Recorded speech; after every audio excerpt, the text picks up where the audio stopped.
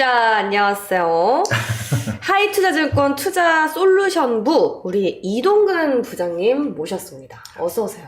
네, 안녕하세요. 부장님 잘 지내셨습니까? 네, 정말 오랜만에 뵙는데 네. 또 조금 그러니까 이전에는 사실 좀 그 이제 방송 스튜디오에서 뵙다가 네. 약간 자유롭잖아요, 분위기가. 네. 사실 저는 사실 유튜브를 뭐 찍긴 하지만은 네. 아직까지는 사실 방송 스튜디오가 조금 더 익숙해요. 이게 아. 어떻게 보면 이게 그 뭐랄까 어느 선까지 돼야 되는 건지 아직까지 이제 감을 못 잡고 있어가지고 그러니까 좀 오늘 처음이라가지고 약간 이제 걱정이 되는 게 이게 네. 또 너무 역 없이 얘기를 해버리는 게 아닌가라는 생각이 들어가지고 이제 그게 좀 걱정이 되긴 하는데 네. 어쨌든 간에 뭐 앞으로 잘 부탁드리겠습니다. 아닙니다. 저희가 잘 부탁드려야죠. 욕 빼고 다 되지 않아요? 그렇다고 합니다. 뭐, 욕도 저희가 뭐 편집만 한다면 묵음 처리로 가능하니까요. 오늘 여과 없는 네. 발언 기대해 보겠습니다. 그러고 보니까 우리 이화진 과장님이 오늘 이렇게 힘찼던 이유가 아군이 계셔서 그런 것 같은데 두 분 좀 친하십니까? 뭐 저희는 그 뭐 이제 공식적인 석상에서 많이 만나고 네. 그런 사이예요. 그러니까 뭐 공식적인 이제 석상에서만 보는 사이다. 서로 이제 정보를 주고받는 네, 네. 그렇죠. 가장 중요한 주식 정보를 주고받는 네. 이런 사이입니다. 그냥. 지난주에도 뵀어요, 그래서. 그냥 이제 회사에서 친한 동료 그 이상 그 이하도 아니다. 자. 오늘 이렇게 사실 과장님 또 귀하고 또 바쁘신 분이잖아요. 그래서 이 시간을 갖다가 그냥 헛되게 보내지 않고 뭘 여쭤봐야지 우리 보시는 분들이 좀 알짜 정보를 갖고 가실 수 있을까 고민을 되게 많이 했거든요. 과장님. 네. 요즘, 죄송합니다. 네. 승진을 또 하시기를 또 영원을 해볼게요. 부장님, 오늘은 보시기에 투자자분들이 요즘에 좀 가장 궁금해 하시는 게 뭐예요? 사실 제가 가장 많이 받는 질문이 뭐냐면은 왜 파월 의장도 그렇고 연준위 의원들이 이렇게 이제 좀 최근에 강경 발언들을 많이 하잖아요. 되게 매파적인 발언들을 많이 하는데 그런데 왜 시장은 오르느냐 이거에 대해서 사실 되게 의문을 가지신 분들이 많아요. 이게 어떻게 보면 본질적인 얘기거든요. 이거는 네. 시장이 사실 얼마 전까지만 하더라도 이렇게 뭔가 긴축에 대한 얘기들이 세게 나오고 하면은 시장은 굉장히 흔들렸습니다. 네. 그런데 이제 지금 시장은 좀 달라졌다는 얘기죠. 더군다나 이제 발언의 어떤 강도를 보면은 이제 뭐 조금 이제 자세하게 말씀드리면은 네. 사실 이제 미 연준 같은 경우는 이제 FOMC를 앞두고서 블랙아웃 기간이라는 게 있어요. 이게 무슨 한 2주 전부터는 2주 정도는 발언을 제한을 합니다. 네. 위원들의 발언을 제한을 해. 이게 왜냐하면 이제 함부로 예단하지 못하게 제한을 하는 건데 이제 그게 풀렸어요. FOMC 끝나고 풀리니까 지난주부터 이번 주까지만 파월 의장을 비롯해가지고 연준 위원이 한 10명 정도가 발언을 하는데 똑같아요, 발언의 톤이. 무슨 얘기냐면 지금 연준 내에서 가장 강경파가 제임스 블러드 세인트루이스 쪽 연총재고 이제 그 대척점에 있는 사람이 이제 갑자기 이름이 생각이 안 나지 왜? 네, 어느 지역입니까? 메리 데이비 샌프란시스코 연총재인데 맞아요. 네. 그런데 네. 두 사람의 발언의 톤이 똑같아요. 무슨 얘기냐면은 다음 FOMC에 50bp 올려야 된다. 어제 찰스 에반스 시카고 연총재도 또 발언을 했는데 똑같은 얘기를 했어요. 다 50bp 쪽으로 이제 맞춰지는 거죠. 그러니까 스탠스가 매파로 네, 매파로 거예요. 그러니까 파월 의장도 이제 뭐 그렇게 50bp 언급을 안 했습니다만은 결국 이제 지금 어떤 뭐 이런 인플레이션이라든가 이런 거를 잡기 위해서는 이제 조금 더 어떤 뭐 강한 요런 금리 인상을 고려된다는 그런 뉘앙스의 발언들을 했단 말이에요. 지금 계속해서. 그렇기 때문에 보통 이제 이런 식의 어떤 발언이 나오면은 시장은 굉장히 이거에 대해서 좀 충격을 받고 이제 뭐 미국 시장도 그렇고 우리 시장도 그렇고 당연히 좀 하락을 하는데 최근의 흐름을 특히 어젯밤 같은 경우도 뉴욕 시장도 그저께 좀 빠지고 나서 이게 조금 이제 또 하락으로 가나 했는데 어제 바로 되돌렸죠. 특히 나스닥 같은 경우 많이 되돌렸어요. 네. 이게 이제 굉장히 특이한 케이스인데 사실 이렇게 이제 금리 인상기 지금 미국채 금리는 이제 10년물이 2.3%도 넘어갔단 말이에요. 이제 이런 상황이에요. 얼마 전까지만 해도 1.7, 1.8만 가지고도 사람들이 벌벌 떨었는데 이제 그거보다 거의 0.4, 0.5% 위에 금리가 있는데도 시장은 이제 오히려 긍정적인 어떤 반응들을 하고 있다는 얘기죠. 그러니까 이게 도대체 왜 그런지에 대해서 제가 최근에 계속 질문들을 받고 있는데 결국 그런 거예요. 그러니까 몇 가지 그거를 좀 요약을 하자면은 일단 첫 번째는 시장이 어제도 이제 뭐 고용률이 또 나왔는데 고용지표가 나왔는데 일단 지금 고용에 대해서 이제 어느 정도 사람들이 좀 안심을 하기 시작한 거죠. 이제는 정말 사람들이 일자리가 좀 늘어나고 있고 고용이 되고 있고 이게 이제 실업자 수 줄어들고 있고 이런 쪽으로 사람들이 좀 이제 안심을 하기 시작한 거죠. 그러니까 사실 어떻게 보면은 파월의 방향성이 조금 맞아떨어지는 게 아닌가. 사실 계속해서 지금 최근의 스탠스를 보면은 고용보다는 인플레이션을 먼저 잡겠다. 예, 물가를 잡겠다. 이 부분에 대해서 굉장히 방점을 찍고 사실 조금은 이제 매파적인 스탠스로 가는데 그게 좀 이제 현실화되는 게 보이기 시작했다는 거죠. 네. 결국 이런 부분들이 시장에 안심을 주는 경제 강하다 생각보다. 파월이 계속 얘기하는 게 지금 경제 강하다는 거잖아요. 그러니까 이게 사람들이 긴가민가 했는데 이제 좀 그런 것 같아 라는 어떤 이런 반응들.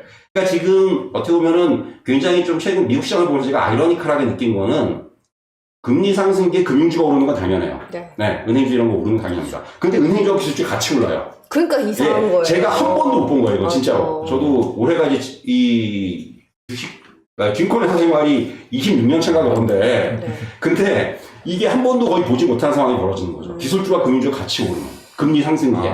그러니까 이런 거가 굉장히 지금 이렇게 가장 말씀드린 대로 가장 큰 이유는 일단 지금 시장이 좀 이제 어떤 연준의 정책 방향성에 대해서 안도감을 갖기 시작했다. 경제 강하다. 이게 연준이 과거에는 여러분들 아시겠지만은 사실 이 커뮤니케이션 능력이 굉장히 떨어져 있었죠.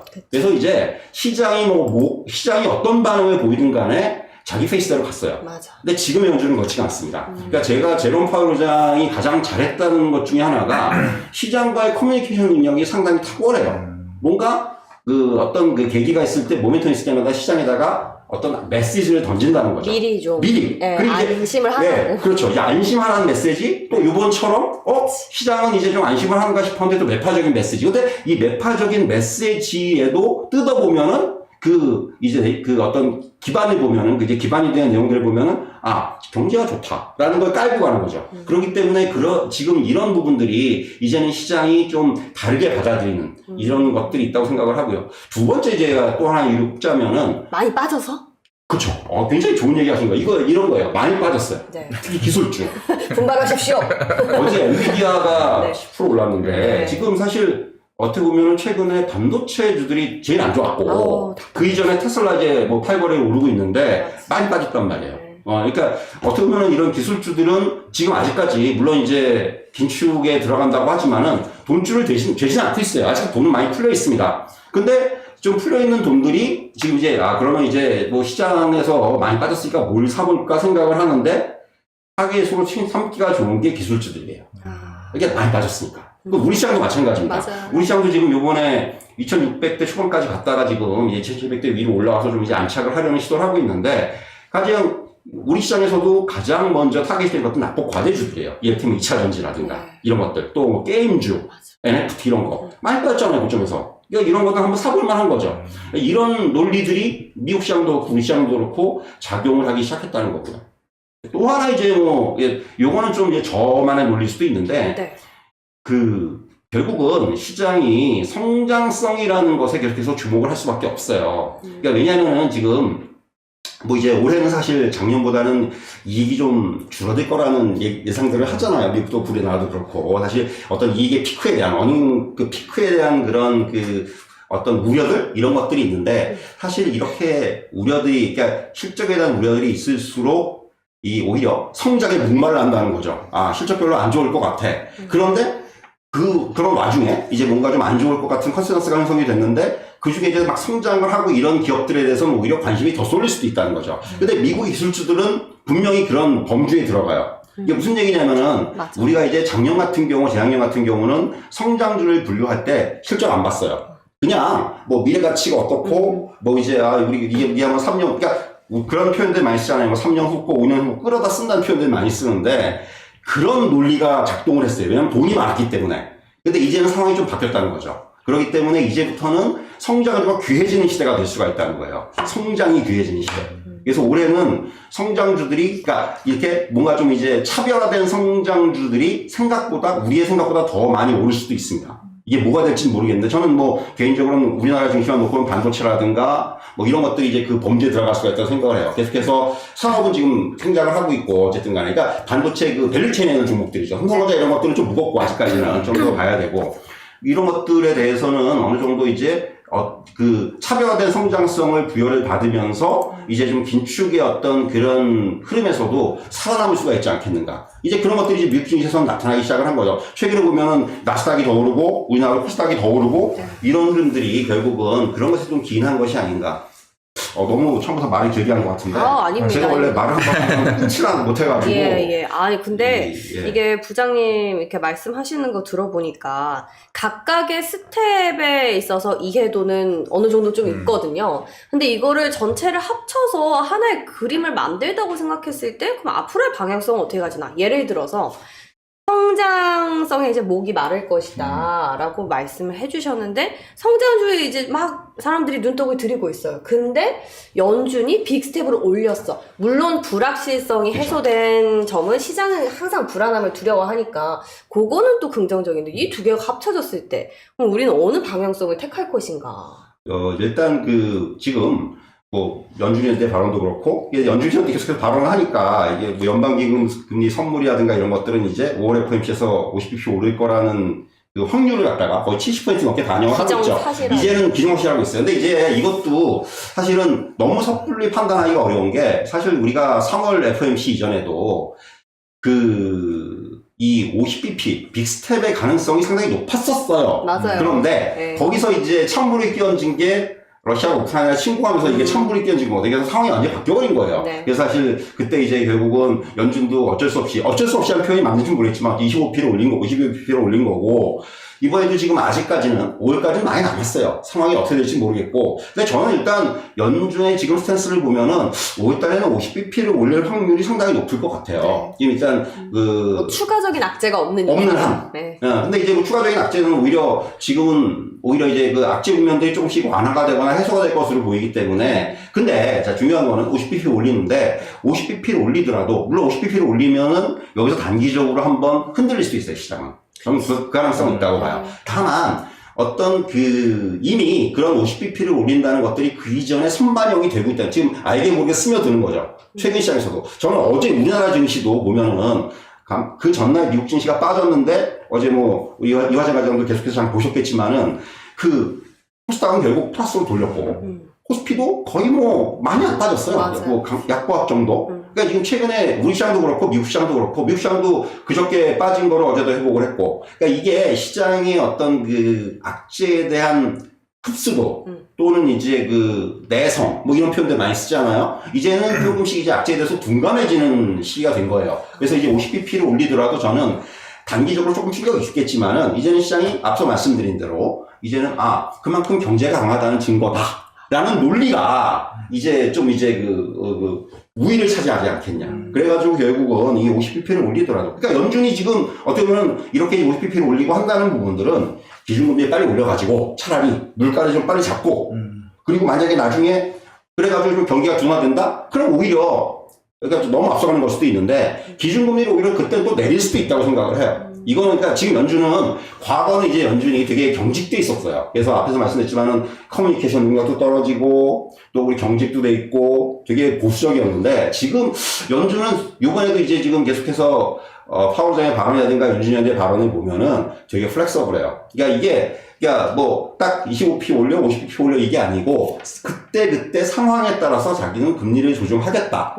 다만 이 시장에 최대한 영향을 안 주고 타격을 덜 주는 쪽으로 가겠다라는 게 지금 연준의 어떤 스탠스가 아닌가라는 생각이 들어요. 너무 제가 긍정적으로 해석하는 걸 수도 있는데 최근에 어떤 시장의 흐름 그리고 이제 연준의 어떤 이런 발언을 보면은 저는 이제 그런 해석이 충분히 가능하다고 생각을 합니다. 그래서 이런 얘기하면은 이거 너무 장밋빛으로 보는 게 아니냐는 말씀을 하시는데, 좀 개인적으로는 사실 올해 증시가 여기서 물론 중간중간에 노이즈는 좀 있을 수 있겠지만은, 나빠질 건 없다는 생각을 최근에 하고 있어요, 사실은 이제. 맞아요. 사실, 근데 꼭 금리 이슈 아니라도 원자재 가격이라든지 이제 국제유가 폭등, 폭락에 따라서 시장이 반응하는 건 조금 무뎌지고 있거든요. 무뎌지죠. 여러 가지 지표들이 지금 부장님 말씀하시는 대로 궤를 같이 하기 때문에, 아주 개인적인 생각만 같지는 않거든요, 제 생각에도.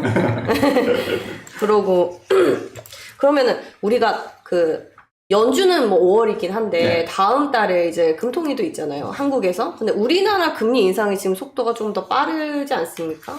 근데 이제 그러면 그 여파도 우리 시장이 조금 흡수를 할 수 있을까요? 사실 지금 우리나라는 미리 요번에는 선제적인 금리 인상을 했고, 어떻게 보면은, 이제는 좀 이제 오히려 역으로 이제 미국의 금리 인상을 보면서 그 갭을 좀 이제 어떻게 잘 조정하냐가 중요할 것으로 보여지고요. 그리고 이제 무엇보다도 지금 이제 정부가 바뀌면서 지금 사실 저는 우리나라는 오히려 이제 뭐 대규모의 추경이라든가 돈을 오히려 좀 풀어야 되는 상황들이 지금 발생할 거란 얘기죠. 이것은 사실 시장에는 어떻게 보면 호재가 될 수가 있어요. 그러니까 오히려 이제 다른 나라들은 기축을 하는데 우리나라는 조금 역으로 이제 물론 재정적인 측면에서 이제 뭐 추경이라든가 이런 부분들 또 뭐 이제 소상공인들한테 이제 뭐 자금 지원이라든가 이런 부분들이 좀 대대적으로 이루어질 가능성이 크기 때문에 이런 부분들은 오히려 우리나라 우리나라 뭐 증시뿐만 아니라 조금 이제 다른 방향을 보일 수도 있다. 이게 오히려 뭐 이런 식으로 약간 돈이 좀 돌고 그야말로 풀리고 이런 식이면 시장에도 증시에도 이거는 나쁜 영향을 안 주거든요. 그럼 적어도 긍정적인 영향을 줄 가능성이 크기 때문에 이런 부분들에 감안한다면 저는 뭐 이제는 어떻게 보면 그런 우리나라 금통이라든가 이런 부분은 이제는 어느 정도는 마찬가지로 또 너무 이렇게 우려의 시각을 보일 필요는 없다. 이런 말씀 드릴 수 있을 것 같아요, 사실. 근데 보면은 지금 사실 이제 우크라이나 얘기하셨고 금리 얘기도 하셨는데 요즘 좀 계속 이제 조용조용히 나오는 게 미국과의 중국과의 관계거든요. 그렇죠. 사실 어제도 관세를 제외시켰고 중국에도 계속 이런 이제 경기 부양책이 계속 나오고 있는데 사실 우리나라 증시 같은 경우 보면 사실 외국인이 그렇게 썩 많이 들어온 편은 아닌 것 같아요. 어떻게 보면은 이제 중국 쪽이 사실 아시아 증시 쪽은 어떻게 보면 중국 쪽으로 많이 쏠리는 그렇죠. 경향이 있는 것 같은데 그에 대한 부분은 좀 어떻게 생각하세요? 사실 이제 최근에는 이제 중국 쪽에서는 자금이 조금 빠져나가는 것들 아마 아실 거예요. 중국 쪽에서 이제 아무래도 이제 뭐 러시아 관련된 부분도 있고 해가지고 좀 자금이 빠져나가는데 아직까지 그러니까 어떻게 우선순위를 보자면은 중국 쪽이 좀 있는 건 맞아요. 그리고 일단 지금 우리나라 증시로 외국인 자금이 못 들어오는 가장 큰 이유는 여러분 잘 아시지만 환율이죠. 뭐. 네, 그게 제일 컸어요. 근데 이제 물론 원달러 환율 같은 경우도 1240원 넘어가는 듯 싶다가 이제는 조금은 안정이 되고 있습니다. 그래서 지금 외국인들이 이제는 저는 제가 이제 외국계에 있는 지인들하고 좀 얘기를 해보면은 더 팔 건 없지 않냐? 이런 얘기들을 많이 하는 거죠, 이제. 그래서 뭘 더 팔겠어? 사실은, 지난 한 달 동안만 놓고 보더라도 외국인이 코스피에서 한 6조 원 정도 팔았는데, 코스닥에서는 한 1,000억도 못 팔았어요. 그러니까 이게 약간 차별화가 되는 거죠. 그러니까 코스피 같은 경우는 뭐 이제 거시경제적인 환경이라든가 뭐 이제 뭐 전쟁 이슈라든가 뭔가 이제 제조업 같은 경우는 사실 우리가 앞에서 사실 조금은 이제 긍정적으로 봤지만은 원가 부담 이런 거는 분명히 이제 시차를 두고 계속해서 나타난단 말이에요. 뭐 원유 지금 올라있고 그렇기 때문에 이런 부분들이 영향을 줄 수밖에 없습니다. 근데 오히려 코스닥 같은 경우는 사실 그로부터는 좀 자유로운 업종들이 많지 않습니까? 그렇죠. 뭐 대표적으로 엔터 컨텐츠라든가 이런 것들이 자유롭잖아요. 그러니까 오히려 지금 외국인들에게 타깃이 그러니까 코스피는 좀 어느 정도 매도가 지금 이제 확실히 클라이막스는 좀 지난 것 같고, 이제 뭐 지금 좀 덜 파는 영역에 온 것 같고, 코스닥은 저는 조심스럽게 얘기하지만 오히려 코스닥 쪽으로의 외국인 자금의 유입이 조금은 더 나올 수 있지 않는 시점인가 이런 말씀을 드릴 수 있을 것 같습니다. 이제 그게 물론 바람일 수도 있는데, 어쨌든 간에 좀 상대적으로 소프트하고 가벼운 업종들, 뭐 앞서 말씀드린 엔터 컨텐츠가 될 수도 있고, 뭐 바이오가 될 수도 있고, 이런 쪽의 업종들은 조금은 이제 선별적으로 저는 이제 수급적인 부분에서 좀 이제 수혜를 보일 가능성도 있다. 이렇게 좀 말씀드릴 수가 있겠고요. 최근에 이제 코스닥 같은 경우는 이미 뭐 앞서 말씀드렸지만은 코스피 대비해서 수익률이 상대적으로 굉장히 높죠. 이런 부분들이 이미 그런 부분들을 좀 어느 정도는 선반영되고 있는 것이 아닌가. 이렇게도 좀 저는 말씀드릴 수 있을 것 같아요. 지금 팀장님 말한 업종 중에서 유일하게 하나 빠진 게 있었어요. 네. 2차 전지. 예, 2차 전지. 그러니까 이게 사실 물린 분들도 굉장히 많으시고 맞아요. 다들 여기에 대해서 테슬라도 사실 어제 계속 이제 상승을 천슬라 얘기를 하셨는데 이제 여기에 대해서 의문점 사람들이 많은데 과연 여기서 치고 올라갈 것인가 아니면 뭐 리튬 가격도 어제 뭐 다시 내려왔다고 그러는데 이제 사실 아까 얘기하셨던 게 미리 사실 에코프로 비앱이나 NLF 같은 이미 25년 된 밸류를 미리 다 땡긴 거 아닌가. 맞아요. 네. 그에 대한 부담이 조금 없지 않아 있지 않나라고 생각을 하는데 사실 이제 지금 역시 이제 저하고도 호흡이 잘 맞는데 이천지 얘기를 딱 제가 하고 싶었는데 이게 무슨 얘기냐면은 이제 뭐 몇몇 종목들은 진짜 좀 밸류에이션을 너무 빨리 땡겨다 쓴 건 맞아요. 그렇기 때문에 이제 결국 이제는 좀 퍼포먼스가 좀 따라가 줘야 되는, 그걸 확인해야 되는 건 맞고, 사실은. 그리고 이제 지금 사실 2차전지 관련주들은 최근에 올라온 것들은 뭐 거의 전적으로 낙폭과대 관점에서 이제 올라온 것들이 있어요. 이게 이 정도면 좀 사볼만 하다라는 어떤 시각들이 최근에 들어오는 거고, 한 가지 저는 이제 그런 말씀 드리고 싶어요. 사실 결국은 뭐 반도체나 디스플레이나 마찬가지지만은 그 안에서 이제 그 밸류체인에 보면은 수많은 그 이제 좀 세분화가 될 수가 있다는 거죠. 뭐 장비, 소재, 뭐 부품 이런 식으로 세분화될 수 있는데, 그러니까 물론 이제 소재주들은 지금 이차전지 소재주들은 작년 뭐 굉장히 많이 움직였습니다. 그래서 사실 어느 정도 앞에서 말씀드린 대로 좀 밸류에이션에 대한 땡겼었다. 고평가. 예. 이거는 충분히 얘기가 나올 수 있는 시점이에요. 상대적으로 해서 오히려 저는 뭐 이건 또 저만의 생각일 수도 있는데 저는 그래서 올해는 상대적으로 장비주에 대한 조금 그 관심이 필요한 시점이 아닌가. 소재주는 이제 뭐 알만큼 아니까 우리가 이제 주가도 많이 좀 수익 보신 분들 계시고 물론 이제 고점에 물리신 분들은 참 안타까운 얘기지만은 어쨌든 간에 올해는 그래서 조금 장비주 쪽으로 눈에 돌려보는 것도 하나의 그 전략이다. 왜냐하면은 지금 뭐 삼성 SDI가 뭐 10조 투자한다 그러고 지금 어차피 지금 이런 쪽의 투자들은 그 라인에 대한 투자들은 늘어날 수밖에 없기 때문에 결국 그렇다면은 그런 쪽에서의 수혜를 볼 수 있는 건 장비주들이에요. 그러니까 일단 소재주들은 한번 좀 그 여러 가지 뭐 우리가 뭐 양극재, 음극재 여러 가지 이제 그런 이슈들이 불거지면서 한 차례 이제 이게 굉장히 좋은 회사들이구나라는 걸 사람들이 알면서 주가를 많이 끌어올렸는데 장비주들이 상대적으로 작년에 굉장히 저평가가 돼 있었어요. 근데 이제 올해는 여러 가지 말씀드린 대로 이러한 어떤 그 라인에 대한 신규 이런 투자라든가 이런 부분들이 본격화될 것으로 보이기 때문에 그러면 이제 장비주들이 조금 이제 키 맞추기를 하는 이런 어떤 흐름들이 나올 수가 있거든요. 그래서 사실 저는 올해는 좀 장비주에 대해서 조금 더 이미 지금 그런 논리들은 많이 나오고 있어요. 리포트들 보면은 올해는 장비주다 뭐 이런 것도 보신 분들이 있을 텐데 저도 좀 그런 게 올해는 좀 상대적으로 낫지 않겠는가 이런 말씀 드릴 수 있을 것 같습니다. 그러니까 지금 부장님 뷰를 보면은 전반적으로 좀 중소형 단에서 좀 초점을 맞추고 계신 것 같은데 그럼 2차 전지 말고 네. 왜 게임이나 뭐 네. 소부장, 뭐 바이오 또 뭐 엔터까지 이제 쭉 있잖아요. 네. 이 중에서 혹시 최선호 섹터는 뭘까요? 제가 이게 네. 이제 다른 방송에서도 자꾸 이제 저한테 그런 표현을 많이 쓰시는데 저기 엔터 컨텐츠를 되게 좋아해요, 사실 개인적으로.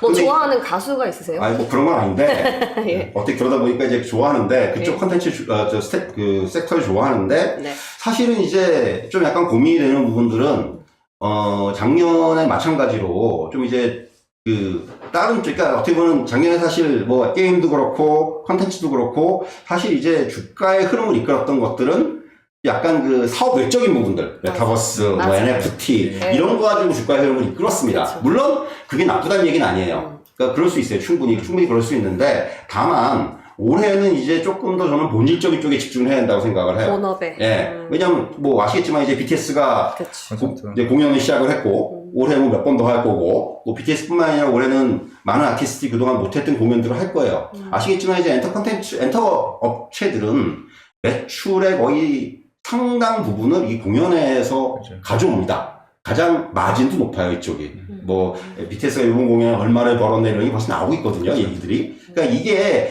그 오프라인 공연을 하고 못하고의 차이는 엔터사의 매출에는 정말 엄청난 그 갭을 나타낼 수가 있는데, 이제 그게 올해부터 좀 회복이 된다면은, 네. 저는 엔터 업체들이 올해 좀 저는 상대적으로 좀 좋아질 수 있지 않겠는가. 여기 이제 앞에서 말씀드린 메타버스라든가 NFT를 사업에 얼마나 잘 접목시키느냐.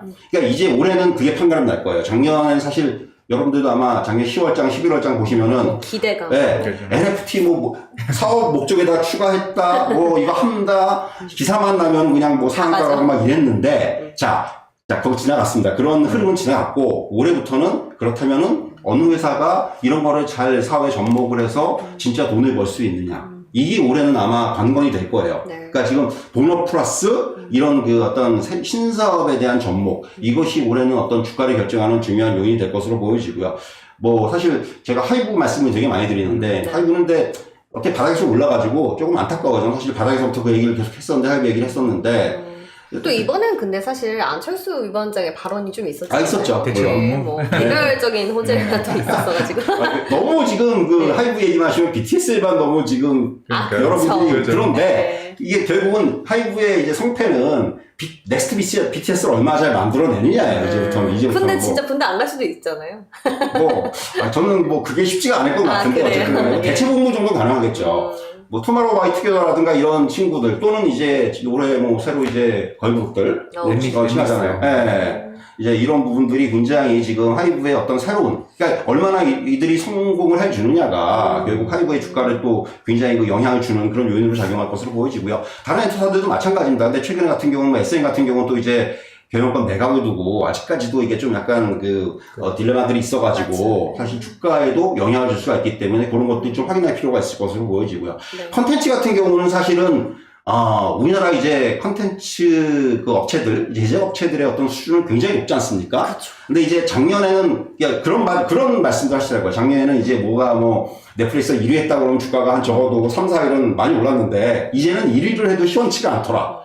너무 익숙해져 있어요, 사람들이 그거에 대해서. 그런 퍼포먼스에 대해서 너무 익숙해져 있는 거죠. 그러다 보니까 이게 저는 좀 안타까운 측면이 있거든요. 분명히 이제 지금, 요번에도 애플 TV 같은 경우도 이제 빠칭코라고 우리나라를 다룬 그 드라마가 이제 어떻게 보면 굉장히 지금 이제 기대를 많이 모으고 있고, 그러니까 우리나라와 관련된 콘텐츠들이 또 이제 우리나라 제작사들이 제작한 콘텐츠들에 대한 평가는 굉장히 높은데, 이제 그 반응이 예전 같지가 않다는 겁니다. 그래서 이제는 올해부터는 이들이 과연 그런 것들로 해서 수익을 얼마나 거둬들이고, 네. 이게 약간 이제 그런 거죠. 기대로 주가가 올랐다면은, 올해부터는 이제 정말 팩트로 이제 가시적인 쇼미더머니 이게 얼마를 버느냐 이게 이제 올해부터는 아마 좀 이제 주가를 결정하는 중요한 요인이 되지 않겠는가 이렇게 말씀드릴 수 있을 것 그리고 같습니다. 여기에 또 우리 과장님 말씀하셨던 것처럼 한한령 한한령? 해제에 대한 그쵸. 기대감이 네. 좀 받아주면은 네. 같이 좀 격포제가 될 수 있지 않을까. 중국이 좀 요즘 얘기 달라진 네. 것 그렇죠. 같아요. 그건 완전히 얘기가 달라지는 거죠. 그러니까 중국이 이제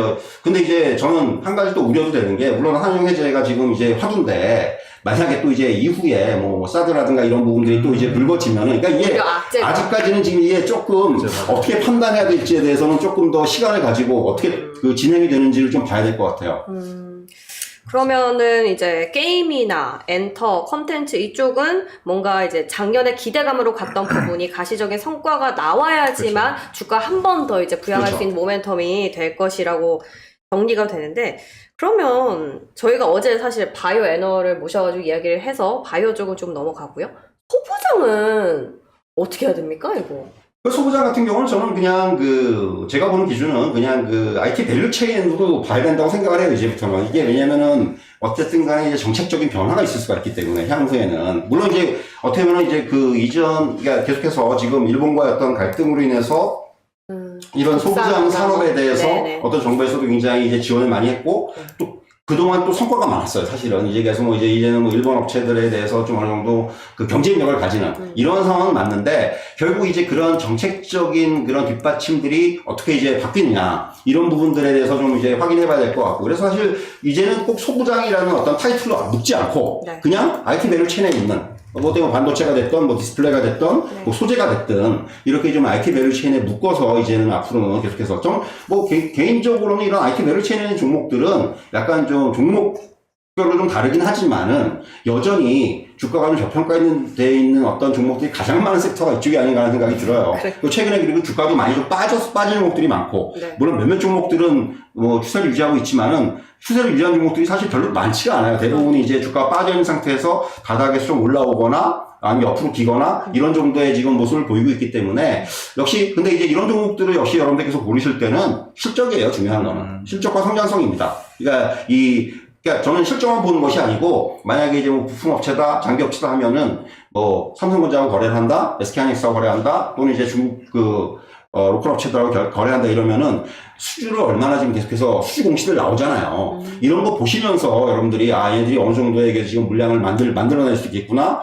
이 정도면 얘들이 증설을 해야 되겠구나. 이런 것까지도 여러분들께서 조금 만약에 잘 모르겠으면은 여기 물어보세요. 여기 전화해가지고 그러면 되는 거거든요. 네. 그런 것도 좀 필요하다 저는 이렇게 말씀드릴 수 있을 것 같습니다. 근데 참 알죠, 저희도. 우리 투자자분들도 물론 아실 건데, 이게 시장이 요즘에는 뭔가 이렇게 딱 너무 이제 그렇죠. 한쪽으로 매기가 너무 쏠리니까 이 종목을 봤을 때 펀더멘털로 투자를 했다가도 기다리기가 어려운 거예요. 그렇죠. 그래가지고 좀 딜레마가 있는 것 같습니다. 이게 맞아요. 이게 보면은 네.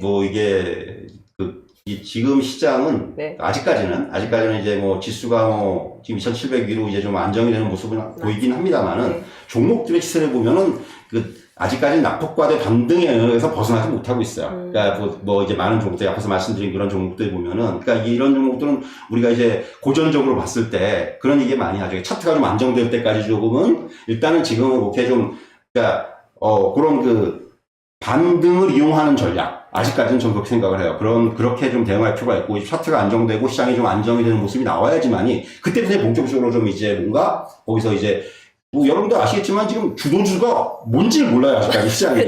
네, 다르니까. 네, 그러면은 이게 시장이 아직까지는 이게 완전히 뭐 좀 안정이 되는 국면은 아니구나라고 여러분들이 아마 느끼셔야 됩니다. 그렇기 때문에, 그러기 전까지는 네. 지금은 철저하게 반등을 위한 전략이 필요하다. 그 말씀까지 드릴 수 있겠어요. 그럼 좋습니다. 이건 어떠세요, 그러면? 요즘에 PCB 쪽이나 네. 코리아 서키트, 심텍, 대단전자 대단전자. 계속 가고 있잖아요. 계속 가죠. 사실 저도 주변에서 계속 물어봐요. 네. 이제 들어가도 돼? 아니, 지금 따라 들어가도 돼? 라고 얘기를 하시는데. 제가 여쭤본 거 아닙니다. 아니. 좋아하는 세트가 따로 있어요.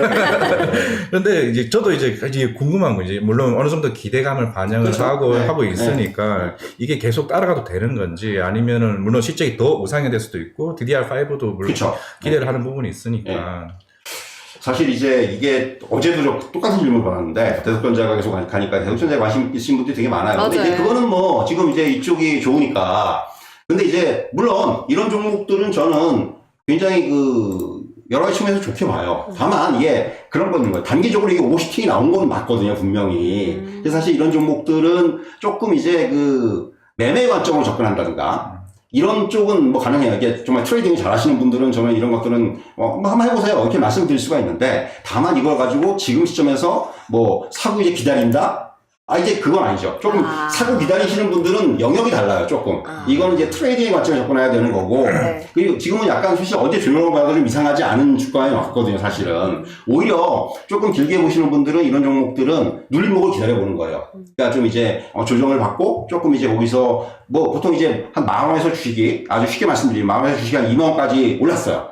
이게 언제까지 계속 오르진 않고 여기서 한 20,000원 올랐으면은 한 뭐 17,000원, 16,000원 여기까지 조정을 나올 수가 있어요. 요게 이제 어떻게 보면은 매수의 포인트가 되는 거죠. 그래서 저는 이런 종목들은 저는 성장성이라든가 올해 실적이라든가 이런 부분에 대해서는 뭐 의심할 여지가 없다고 생각을 하고, 그렇기 때문에 그렇다면 이런 종목들에 대응하는 건 두 가지다. 하나는 철저하게 트레이딩, 하나는 이렇게 눌림목 이용. 요게 이제 저는 제가 말씀드릴 수 있는 겁니다. 네, 지금 대덕전자는 뭐 신고 깔아가지고. 네, 맞습니다. 네, 뭐 여과 없이 후자로 방향성을 틀어야겠다. 뭐 이런 건데. 그래서 이런 종목을 보진 않습니다, 저는. 어떤 네네, 좀 가하잖아요, 이거는. 그러면 좋아하는 섹터 한번 맞춰보시죠.